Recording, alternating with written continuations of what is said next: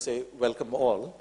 Atlantic Magazine did a study where they put together 12 very eminent scientists, chroniclers of innovation, and masterminds.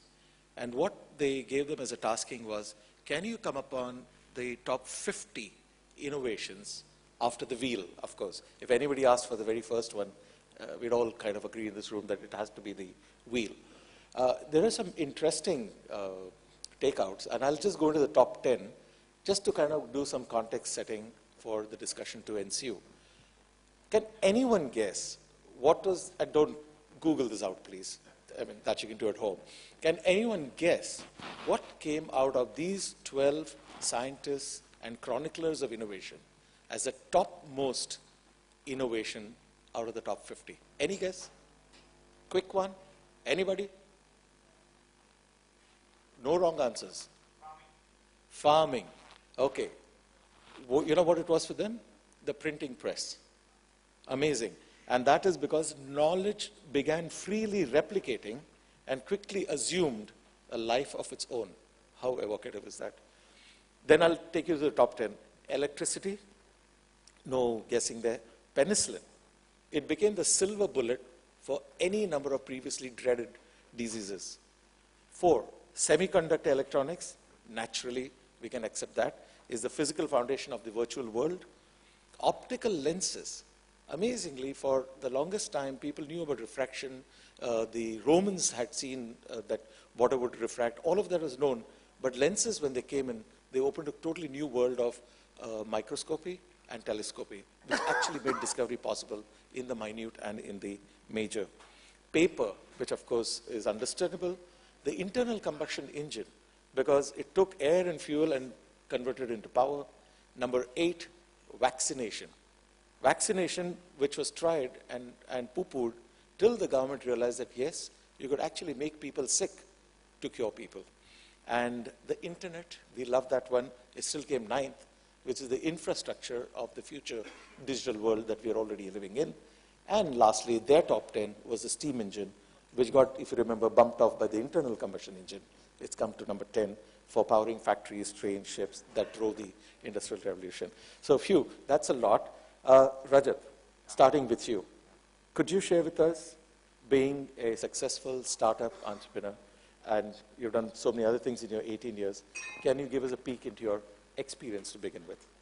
Experience with your startup. And okay, so let me just tell you what we do. We are basically disrupting the oldest profession. That's banking. So what happens is, what we are doing is we are removing the banks from your lending business. So the model is very simple. You have money, you give it to the bank, and when you need money, you go to the bank. And basically, takes a deposit and gives you money at 36% as a loan. So the bank is making all that money. And if I told you, say Rajat Gandhi was taking a loan at 20% from HDFC Bank, one of you could come and give me a loan at 15%. So you could make more money, I could save money. So it's a two-line business model, little innovative. Of course, you will be having some 20 questions in your mind. Is my money safe and those kind of things. So we step back a little bit and say that why is a bank empowered to lend money, or why is it able to lend money? Okay, what's so special about those bankers? What's so special about Mr. Puri or Chanda Kochar that they can make 30% year on year and rest of us can't? So at the heart of it is that if you see till now, when you do lending, you do it based on data. Okay, till now the data was very unstructured, opaque, and it needed institutional strength to collect it, structure it, and analyze it. Today what has happened with your credit data being available on the digital, it is available online, and there are new data sources like your Facebook, LinkedIn, which can go into your credit profiling. And that can be made available to you and me at a fraction of a cost, at a fraction of cost and real time. This is what we are doing, is we are profiling these borrowers and giving it to them, to people like you and me. And we are telling them, why don't you take a decision like a banker and make those monies? fabulous. So it's a fully new way of doing things. I know lots of questions will be there. It is, as you said, the second oldest profession in this. Okay. We are still waiting for disruptions on the first one, right? All right. It's That's not Internet, right? That's not our discussion There you here. go. Vishal, coming to you. Could you give us a little deco about what you do? Yeah, so Seclore is a information security company, and the premise of the product, we have one product, is that as information becomes more and more valuable and as an asset, there is a need to exercise ownership of this information. So if you consider, I mean, if you look at some of the sessions that happened earlier in the day, we all agree that information has become a very valuable asset, whether it's data, analytics, information, and so on. But today there is no way of exercising ownership of this information. So when you send any kind of information to me, what happens is a copy of that information comes to me, and the stuff that is with me is effectively mine, and whatever is with you is effectively yours. So and this is a problem in a lot of situations, because in a lot of situations you want to share information with somebody but still want to exercise control of that information, right? So you're sending let's say you're sending a proposal or a pitch document to a prospective client. Now you want to share this information, obviously, but you don't want to relinquish control of that information just in case you don't get the contract, right? Just as a very simple example. So what Seclore's underlying technology does is that it allows enterprises and people to exercise control of the information irrespective of where it goes. So for example, you could send a document to somebody, and then 3 days later, if you don't like the person, you can press a button and it will vanish from that other person's computer. And during those 3 days, you can make sure that the guy is not forwarding, or he's not printing, or he can only respond back to you and not to anybody else, and so on. Right? So this whole idea is being able to exercise control of information that is within as well as whatever is going outside of the enterprise. Fabulous. Thank you, Vishal. So basically what we have got here are two illustrations, and there are a multitude of them, but we were happy to have you on board here to talk about the role of innovation in a startup enterprise. Luisa, could I ask you my basic question, which was like, is there a startup possible without innovation? I think, it comes back to what is innovation. And I think that innovation, the seeds of innovation always lie in uncovering a need that hasn't been effectively fulfilled. So yes, there are opportunities for startups to find a gap in the market and fill that gap. And it doesn't necessarily mean that in filling the gap they are delivering an innovation to the market. But I think that the startups that really do capture the imagination and that take a market gap and expand on it and maybe take it into a different direction certainly use and leverage the power of innovation. And if you look at some of the great companies that exist today, they all start with truly understanding what the gap or the need or the job to be done is. Apple is a great example. If you think about Jobs introducing the iPod, it started out with understanding that people are passionate about music and they want a device that makes access to music as easy as possible. So he started with the need and understanding true human motivation, and he built an entire ecosystem around distribution, delivery, and enjoyment and experience of music around that one piece of understanding and insight. So well said. So Rajat, do you and Vishal agree? Was this the seed that got you started? The need in the marketplace? Yeah, that's true, because you need to identify a key pain points. You can't say, I have technology, now I'll do innovation. I think that's not it happens, because the customers don't see technology for the sake of technology, what it can do back to them. And are you really doing something faster, easier, cheaper? I think that's the key points of innovation. Otherwise, it's incremental work which you're doing. Absolutely. So Vishal, what is it? Is it chicken or egg? I don't know if anyone has the answer to that. So is it chicken or egg? Similarly, is it innovation or technology? Are these face-offs? Are these concurrent? What are they?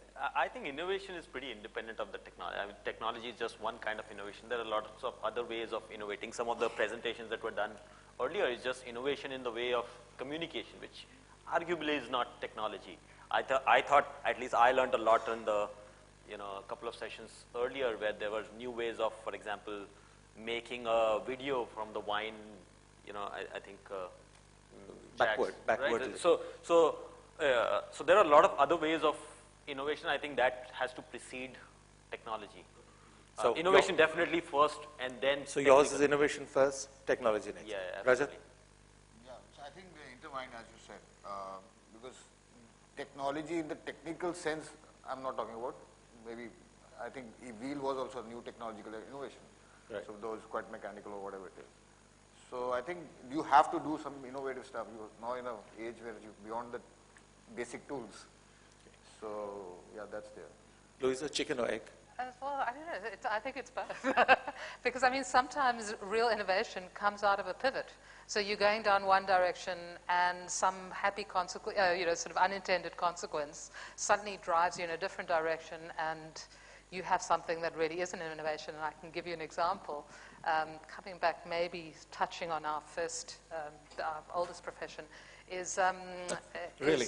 is the well, there are two stories around that. The one is the pharmaceutical company who was developing a drug for angina, and it was doing okay, not great, and this little old lady came knocking on their door one day and said, you know that drug that you've been giving my husband, well, it had some unintended consequences, and thus Viagra was introduced to the market and completely changed the scope of Pfizer for many years. And I think it's just those happy unintended consequences that can lead to a spark in value proposition development, because whereas it was they were going down one track, the drug had one use and it went another way. And then relating to that is also that a lot of the innovations in technology were sparked and were originated by the oldest profession in terms of online development of e-commerce, of online advertising, et cetera, et cetera. So really it is wherever there's a need, human beings will be creative enough to find a really powerful way to get do there. it. Vaishakhi, what's your take? Yeah, I was just thinking of, example from the pharma industry, but Botox was also discovered in the same way. It was actually meant for muscular dystrophy, and that's how Botox was discovered. But, there's something about innovation and technology, and whichever comes first.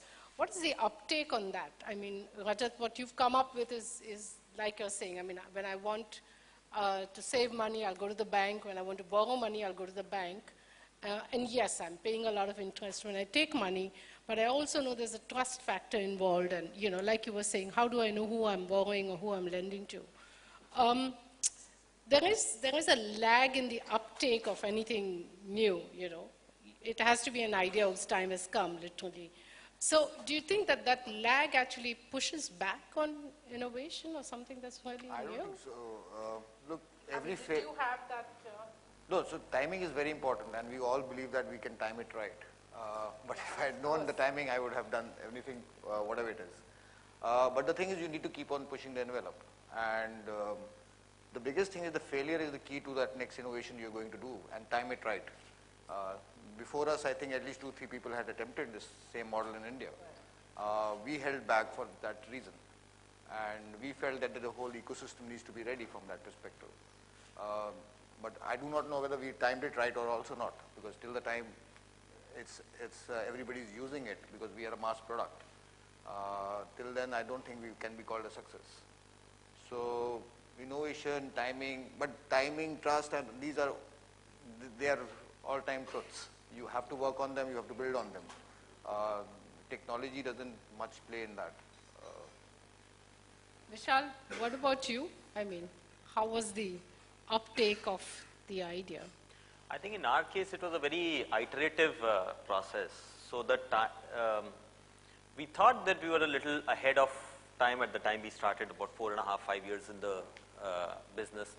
But then one of the things that drove our product direction was that we listened and co-innovated with our customers pretty rapidly. So we had, in some cases, it's a software product, and normally software products go through release cycles, where you get a new version sometimes once in a year or once in 6 months and so on. So one of the key things for us, which kind of reduced the gap between the product and the customer requirement, and therefore if the product was a little too ahead and didn't have some of the things, was we listened to the customers, and in a lot of cases we did product releases once every week, right? So that quickly. So as long as you're or any innovation to start with becomes, goes over from a revolutionary idea to something which can evolve, or an evolutionary thing really quickly, I think then the timing thing is becomes less relevant. And it's strange that you mentioned customers, but like, where did you go looking for your customers? I mean, this was a technology that's developed here, right? So, and obviously a lot of your customers are global. So what was the challenge there? Not to start with. So we started obviously talking to people around in our, ecosystem, just, reaching out to, in our case, well, that might be specific, but since the company came out of the IIT Bombay incubator, there was a lot of alumni network which helped us significantly. So that's just, incidental. But into the initial validation of the technology was just done by people we knew. And was it difficult to take it out? In our case, the product didn't need to change significantly, but the messaging, positioning, and how we communicated to the market, that had to change very drastically. As we went from an Indian product selling to Indian companies to Indian product selling to, for example, companies in the Middle East or companies in North America. So the messaging and positioning had to change completely as we evolved. Okay. Luisa, would you have any challenges of, products going out from one country to the global world? Absolutely. I think there are always challenges when you're trying to globalize something that works in one market. You can never make assumptions that it's going to work everywhere, or that you have effectively converted the true value proposition in a way that it's relevant in the local market. One very good example, a great innovation from Africa, which is M-Pesa, which is the mobile money solution, which was developed in Kenya and literally it just mushroomed because of a desperate need for remittance for people in one side of the country to send money to people on the other side of the country. And it's now sort of holds and runs probably 40% of Kenya's GDP.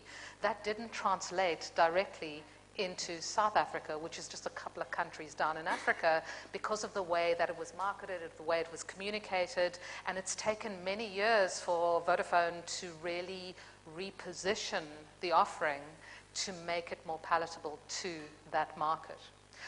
Can I just touch on one thing that you said, which I just think is so important for us just to be aware of, is that innovation. And I teach and I lecture, so I get very passionate about this kind of thing, and I like to sort of highlight certain theoretical things. But innovation, research has shown that innovation isn't about lone genius. It's not about sitting in a room and coming up with an idea and saying eureka and there you've got it. It very much is an iterative process of build, measure, learn. Optimize, build. It's a constant process of going out, finding what the market needs, building a minimum viable product, getting it out there, getting them to play, to test, and it's exactly what you were saying with getting the feedback, incorporating that feedback into the learning loop so that you can continue to evolve and develop your product, your service in a way that it really works for the market, and so that there is a co-creation process. And that's very much what technology has enabled in today's day and age, is this ability to co-create and to co-innovate and to use input from outside of the organization to help you build something unique. So I'll just add to that. The co-creation is not necessarily within the organization or something. Actually, the whole paradigm has shifted from you coming out with a product and giving it to the people. It's actually your consumers build the product for you. And especially if you're doing something very new, where you also know what you're doing. Because when I started writing the product, it was a blank piece of paper. I took nearly a month to even write the first paragraph. So the idea is to send the product out, let the customer start making it. Yeah. But that's easier said than done. It's a tedious process. Not a tedious. You do not know where to draw the line, what to give, and what feedback, and you can theorize it, but actually, how will you do it on a tomorrow morning basis? If wishes were horses, we'd all ride them. Rajat, would you like to take this, that innovation and technology are so interwoven, so intricately interwoven. How much of this should the technology face, should the consumer see? For example, should it be the Apple way, where it's all clean, simple, it works? Or should it be the Japanese way, all the bells and whistles thrown in, show the customer how much he's paid and what has he got in return? What's your take on this? I think you're confusing technology with features. Yes, Okay, technology so- which builds in features. So you have features, you can have a strategy. At times you want to give the customer a lot of things. If the customer, at times you want to give him lots of features and let him reject it, let him feel, as you said, the Japanese model. But that's more at the marketing and the communication level. But at the end of the day, the technology needs to be simple and do the one job the right way. Simply, And every time the same way. easily and yeah. simply. So whether you have lots of features or 5 features or 1 feature, but it should do what it is intended for. That's the job of the technology. Rest is features and bells and whistles. You could take your strategy according to your product strategy or marketing strategy, add those features, reduce those features. Right. That's your call. Vaishakhi? Yeah, see, while we are talking technology and features, it's also like you were saying, it's iterative and the consumer decides which way you can go. And if you think of Steve Jobs, he insisted that the consumer doesn't know what he wants. So really, where do you draw the line? How did you come to, and again, I'm talking the innovation part of it, how did you realize this is what the consumer wants? Both of you actually, Vishal and Rajat. Yeah, so I think Steve Jobs is a great example of something which at that point of time was a revolutionary concept of creating the phone with the interface which was touch oriented and so on, right? Truly the first smartphone, if one can call it that. But if you look at what has happened since then, I mean, it's been 10 years since the first launch, right? That's all evolution, right? So it may start out with a fundamental insight about an unserviced need or a fundamentally different way of starting, which is kind of what happened in our case also, that establishing ownership of information that is going out. A lot of times, stuff like you're sending personal financial records to your wealth advisor or health record to your doctor, and you're kind of worried about what the other guys might do. So it may start out with an insight and something which is quote unquote more revolutionary, but there is really no option even for Apple to evolve really rapidly from thereafter. And what makes iPhone, whatever is the 7, different from iPhone 1 is probably more important than what made iPhone 1 different from the rest of the smartphones in the market. So dominance in the market can only be driven by continued iterative innovation and not fundamental insights of what happened with Steve Jobs, 10 years ago. Yeah, it's hard to find those sparks of magic.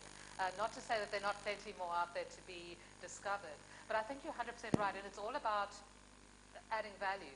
So it's all about value creation for the enterprise. So yes, a massive amount of value was created by Jobs in the development of this completely unique technology, but that doesn't undermine incremental innovation over years in terms of taking that technology and perfecting it, and how much value has been created since then. And Apple has only just been unseated as the most valuable company in the world by Google just because of that incremental innovation. Well, I do not know how much of that is myth and reality, but I know for sure that I personally don't much believe in surveys and also going and talking to a customer and filling up a form and asking, what do you want? If that's the question, I don't think the customer knows what he wants. But if you really go deep into the way he behaves, what he does, and you do a kind of a study on that, then you will really come to know what he really wants. So there's no right answer. I'm sure Steve Jobs would have his own mechanism of finding out what you want. Yeah. Right? It may not be the formal surveys and those kind of things. And I think that's the art of this whole data and in fact, there's a lot of sophistication in market research, which is enabled with so much of data coming back. I think we have time for 2 more pointers. In direct marketing, there's a well-established concept of strategic proportion, which is essentially telling a consumer something they always wanted to know at a latent level, but never bothered to ask. So Bluetooth, for example, did have a very arduous journey in product acceptance, which could have been accelerated if they went out and said, hey, Bluetooth is a wireless protocol. Whenever you see a device, prefer this device over that. They didn't do it, because I don't know why. So what do you think? Do you think innovation could use strategic promotion as a tool, must use, or is it irrelevant? Luisa? Well, I just think that sometimes, and again, it comes back to the innovator's sort of situation where they might be a technology or a business model innovator, et cetera, who don't necessarily have the tools available to them around marketing and promotion. And I think that it's so important when you're creating something brand new, which the market isn't aware of, which they don't know yet that they need, to give them the full picture and explain, but explain it in a way that it really answers all the needs that they might find in their day-to-day lives. So yes, I do believe that it's a very powerful tool, and that's where we as direct marketers become a very important ally for innovators to help to explain very carefully and clearly to consumers or businesses what the value That looks like a proposition. carefully orchestrated plug for the Direct Marketing Association. But then if it is, you must believe us that run to all of us if you have an innovation. Last poser. I'll start with you, Vishal. You're into my immediate. May I take your question? If you had a wish for an innovation which you think could improve your life, dramatically change it, or simply make it awesome, any thoughts, each one of you? What would it be? Well, in my case, it's very reference to context, but something which allows long distance travel really fast. Yeah. So, televideo, teleportation. No, physical, in-person, long distance Not travel. teleportation, not That was my holographic. one. It's the Star Trek thing. You know, Yeah, beam me yeah, up, sorry. yeah. I want to Beam be me from, up, yeah, get from here that's- to there very, very So, fast. Rajat, something to do That's with money? Part of the reason is because I'm doing this crazy commute between San Francisco and Bombay every fortnight right now. Right, I so do that's- Santa Cruz West and Vikhroli. It's about Sorry? the same. which Much the same thing. but time-wise it may not be very different, right? Given Bombay I traffic. come home jet lagged. There you go. Okay, so Rajat, Well, right now I'm living, sleeping, and eating percent. So I guess the passion is around how we can create every bank account with each other's bank account, wherein you don't need an intermediary to make interest rates or make money or save money. So it should be a dynamic flow of money. When I need money, somebody can give it to directly, and somebody else needs it goes there, and we make money in between. I'm going to put you in touch with one of our favorite banker friends out here, Karthi, who's from Kotak. So, Karthi, yeah, I know. So you got some lunchtime talking to do, all right? We've got some other bankers also in the All right, so New India Bank. So we'll serve you lunch in a separate room. You all can beat each other up. No problem. Okay, folks, I think in a sense, what we want to sum up is that innovation has a lag, innovation has a curve, innovation has a genesis, innovation is entirely interwoven technology, innovation needs promotion in advance of it being launched. It can hasten the curve, and so many other things that we learned. I'd like to thank our three panelists, Luisa from that side, ladies first, Rajat, who's come down from Delhi to share his views, and Vishal Gupta, who's, I think, come down from San Francisco to share his views. And thank you, Vaishakhi. Thank you, Ramesh. And Thank you. That's It's me, been a Ramesh. pleasure. Bye-bye. Enjoy Thank your you. lunch. Can we have another round of applause for our panelists? Thank you.